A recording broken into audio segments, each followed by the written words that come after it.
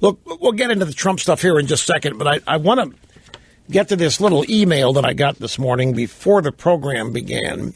Somebody who heard me last week pointing out that to understand what's going on, you have to understand the modern-day Democrat Party from the top down. Progressives, liberals, whatever, consider us to be a greater threat and greater enemy than even Al-Qaeda or ISIS or any organized terror group. And I have been of this opinion for years. And I simply arrived at my opinion by watching, observing. We see it now. Here we have an obvious act of terror by an obvious Islamic extremist. So what the regime is doing is trying to tell, no. There is no terrorism in Islam. This guy's a pretender. He was radicalized by others who are not Islams. They're pretenders, and this is the religion of peace, and there is no terrorism there, and we're not going to allow this nutcase to go out and propagandize a bunch of lies. Right, well, let a 5-year-old show up in kindergarten with a Confederate flag T-shirt and see what happens. The kid gets sent home, or let some little kid make a gun out of his thumb and index finger. Kid gets sent home, punished, what have you. There is zero tolerance for anything that has to do with conservatism. But with this, we're willing to deny utter cold reality. Not we, the regime. Look at that. Would you look at... It's too late now. Was that Hillary? Nobody knows. It's gone. Holy smokes. Was that a burqa? I realize it's unfair for me to ask, and you can't see what I saw, and neither can I now because it's gone. Here's the email.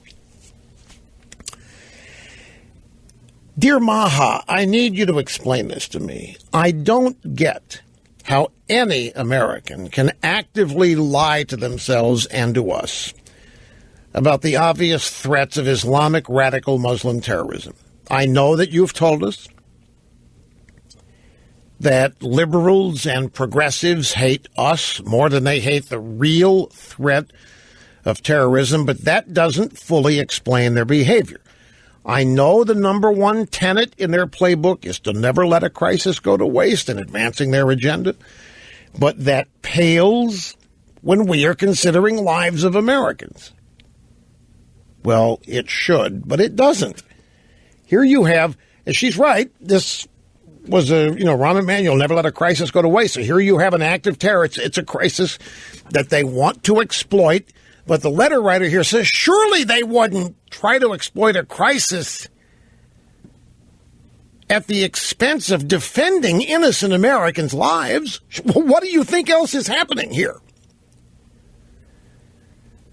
So, Mr. Limbaugh, they're now scrubbing the 911 calls made by the Muslim who killed homosexuals in Orlando.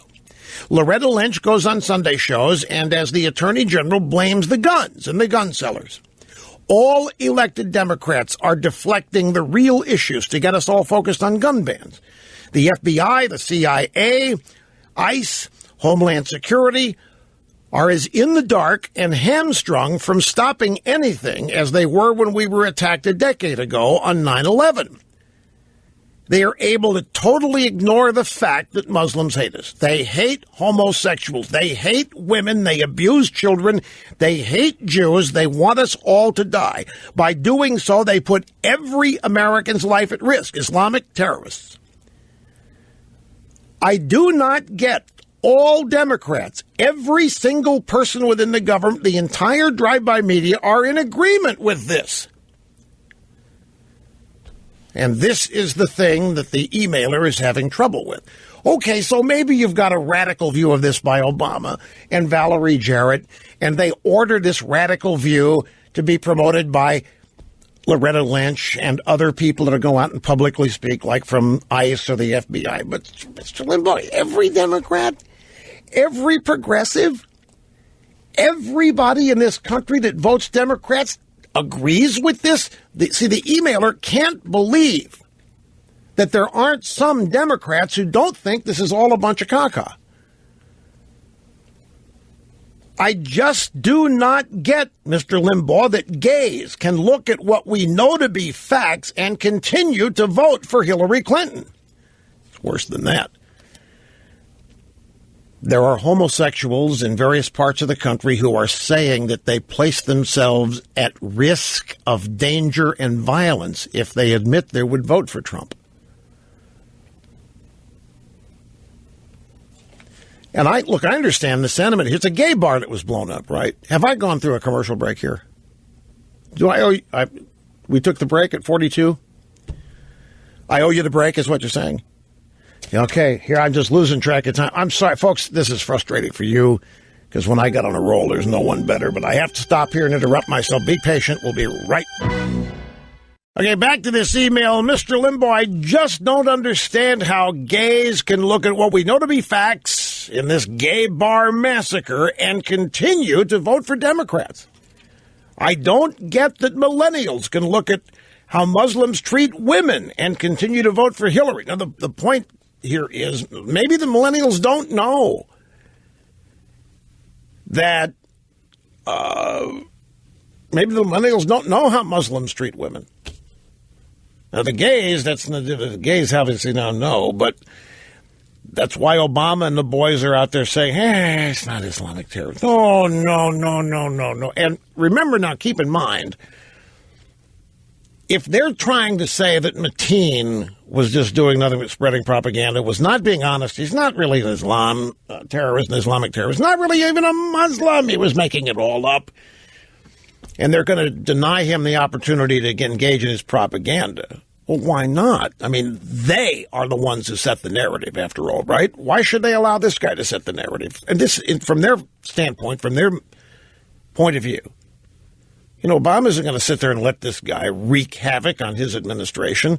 Here's Obama, hands off, won't say anything derogatory, and then these militant acts of terror continue to happen. And they continue to happen when the people that commit the acts admit exactly what they're doing. It flies in the face of Obama's narrative.